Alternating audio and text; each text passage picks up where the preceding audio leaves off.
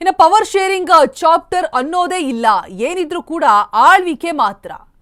ಹಾಲಿ CM Siddaramaiah ಕ್ಯಾಂಪ್ನಲ್ಲಿ ನಡೆದಿರುವಂತಹ ತಂತ್ರ ಏನ್ ಗೊತ್ತಾ? ಸಿದ್ದು ಕ್ಯಾಂಪ್ ಮೂಲಗಳಿಂದ ಅಶ್ವವೇಗ ನ್ಯೂಸ್ಗೆ ಸಿಕ್ಕಿದೆ ಪಕ್ಕಾ ಸುದ್ದಿ. ಪವರ್ ಶೇರಿಂಗ್ ಚಾಪ್ಟರ್ ಅನ್ನೋದೇ ಇಲ್ಲ, ಏನಿದ್ರೂ ಕೂಡ ಆಳ್ವಿಕೆ ಮಾತ್ರವೇ ಅಂತ ಹೇಳಲಾಗ್ತಾ ಇದೆ. ಈ ಸಲ ಕೂಡ ಸಿದ್ದು ಅವಧಿ ಪೂರ್ಣಗೊಳಿಸೋದು ಫಿಕ್ಸ್ ಆಪ್ತರ್ ಹೇಳ್ತಾ ಇದ್ದಾರೆ.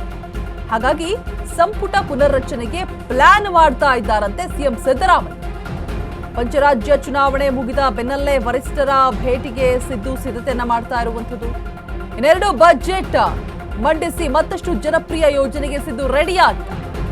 ರಾಹುಲ್ ಗಾಂಧಿ, ಕೆಸಿ ವೇಣುಗೋಪಾಲ್ ವಿಶ್ವಾಸದಲ್ಲಿ ಸಿದ್ದುಗೆ ಜೋಶ್ ಕೂಡ ಸಿಕ್ಕಿರುವಂಥದ್ದು. ಬೈ ಎಲೆಕ್ಷನ್ ಹೊತ್ತಲ್ಲೇ ಗೇಮ್ ಚೇಂಜಿಂಗ್ಗೆ ಏನಾದ್ರು ಸ್ಟ್ರಾಟಜೀಸ್ ಪ್ಲೇ ಮಾಡ್ತಾ ಇದ್ದಾರಾ? ಪವರ್ ಶೇರಿಂಗ್ ಚಾಪ್ಟರ್ ಅನ್ನೋದು ಇಲ್ಲವೇ ಇಲ್ಲ, ಏನಿದ್ರೂ ಕೂಡ ಆಳ್ವಿಕೆ ಮಾತ್ರ. ಹಾಲಿ ಸಿಎಂ ಸಿದ್ದರಾಮಯ್ಯ ಕ್ಯಾಂಪ್ನಲ್ಲಿ ನಡೆದಿರುವಂತಹ ತಂತ್ರಗಳು ಏನೆಲ್ಲ ಇದೆ ಗೊತ್ತಾ? ಸಿದ್ದು ಕ್ಯಾಂಪ್ ಮೂಲಗಳಿಂದ ಅಶ್ವವೇಗ ನ್ಯೂಸ್ಗೆ ಪಕ್ಕಾ ಮಾಹಿತಿ, ಪಕ್ಕಾ ಸುದ್ದಿ ಸಿಕ್ಕಿದೆ. ಪವರ್ ಶೇರಿಂಗ್ ಚಾಪ್ಟರ್ ಅನ್ನೋದೇ ಇಲ್ಲ, ಏನಿದ್ರೂ ಕೂಡ ಆಳ್ವಿಕೆ ಮಾತ್ರ ಇರುತ್ತೆ. ಈ ಸಲವೂ ಕೂಡ ಸಿದ್ದು ಅವಧಿ ಪೂರ್ಣಗೊಳಿಸೋದು ಫಿಕ್ಸ್ ಅಂತ ಹೇಳ್ತಾ ಇದ್ದಾರೆ ಆಪ್ತರು. ಹಾಗಾಗಿಯೇ ಸಂಪುಟ ಪುನರ್ರಚನೆಗೆ ಪ್ಲಾನ್ ಮಾಡ್ತಾ ಇದ್ದಾರಂತೆ ಸಿಎಂ ಸಿದ್ದು. ಪಂಚರಾಜ್ಯ ಚುನಾವಣೆ ಮುಗಿದ ಬೆನ್ನಲ್ಲೇ ವರಿಷ್ಠರ ಭೇಟಿಗೆ ಸಿದ್ದು ಸಿದ್ಧತೆಯನ್ನ ಮಾಡ್ತಾ ಇದ್ದಾರೆ. ನಮಗೆ ಇನ್ನೂ ಒಳ್ಳೆ ಅಭಿವೃದ್ಧಿ ಕೆಲಸ ಮಾಡಕ್ಕೆ ಸಾಧ್ಯ ಆಗಿದೆ. ನಮ್ಮ ನಾಯಕರಾದಂತಹ ಸಿದ್ದರಾಮಯ್ಯ ಅವರು 28ವರೆಗೂ ಮುಖ್ಯಮಂತ್ರಿ ಆಗ್ತಾರೆ.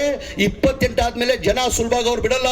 ಮುಂದೇನೂ ಅವ್ರು ಮುಖ್ಯಮಂತ್ರಿ ಆದ್ರೆ ಆಶ್ಚರ್ಯ ಇಲ್ಲ, ಮುಂದೇನೂ ಮುಖ್ಯಮಂತ್ರಿ ಆದ್ರೆ ಆಶ್ಚರ್ಯ.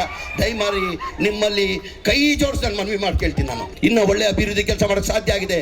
ನಮ್ಮ ನಾಯಕರಾದಂತಹ ಸಿದ್ದರಾಮಯ್ಯ ಅವರು 28ವರೆಗೂ ಮುಖ್ಯಮಂತ್ರಿ ಆಗ್ತಾರೆ. 28 ಆದ್ಮೇಲೆ ಜನ ಸುಲಭವಾಗಿ ಅವ್ರು ಬಿಡಲ್ಲ. ಮುಂದೇನೂ ಅವ್ರು ಮುಖ್ಯಮಂತ್ರಿ ಆದ್ರೆ ಆಶ್ಚರ್ಯ ಇಲ್ಲ, ಮುಂದೇನೂ ಗೊತ್ತಿಲ್ಲಪ್ಪ ಅದನ್ನ ಏನ್ ಮಾಡ್ತಾರೆ ಅಂತ ಹೇಳಿ ನಾನು ಹೇಳಕ್ಕಾಗುತ್ತಾ? ಹೈಕಮಾಂಡ್ನವರು ನೋಡಿ, ಮುಖ್ಯಮಂತ್ರಿಗಳು ಹೈಕಮಾಂಡ್ನವರು ಅವರು ತೀರ್ಮಾನ ಮಾಡೋದು.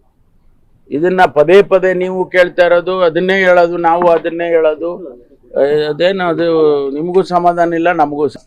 ನಮ್ಮ ಅನಿಸಿಕೆನೇ ಎಲ್ಲ ಹೈಕಮಾಂಡ್ ಮಾಡ್ಬಿಡುತ್ತಾ, ಅಥವಾ ನಮ್ಮ ಅನಿಸಿಕೆನೇ ನಡೆದೋಗುತ್ತಾ? ಆದರೆ ನಾವು ಇಲ್ಲಿ ಏನು ನಡೆಯುತ್ತೆ ಅನ್ನೋದ್ರ ಮೇಲೆ ನಾವು ಹೇಳ್ತೀವಿ. ಹೈಕಮಾಂಡಲ್ಲಿ ಏನು ನಡೆಯುತ್ತೆ ಅಂತ ನಮಗೆ ಹೇಳೋಕ್ಕಾಗುತ್ತೆ? ಊಹೆ ಮಾಡಿಕೊಂಡು ಸ್ಪೆಕ್ಯುಲೇಟ್ ಮಾಡಿ ಹೇಳಿ ಅದಕ್ಕೆ ದಿನ ಬೆಳಗ್ಗೆ ಆದರೆ ಅದಕ್ಕೆ ಸ್ಟೇಟ್ಮೆಂಟ್ಗಳು ಕೊಟ್ಟರೆ ಅದಕ್ಕೇನು ಅರ್ಥವೇ ಇರಲ್ಲ.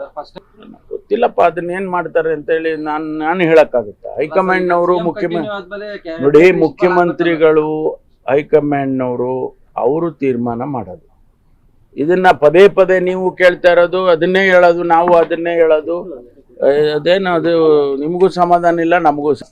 ನಮ್ಮ ಅನಿಸಿಕೆನೇ ಎಲ್ಲ ಹೈಕಮಾಂಡ್ ಮಾಡ್ಬಿಡುತ್ತಾ?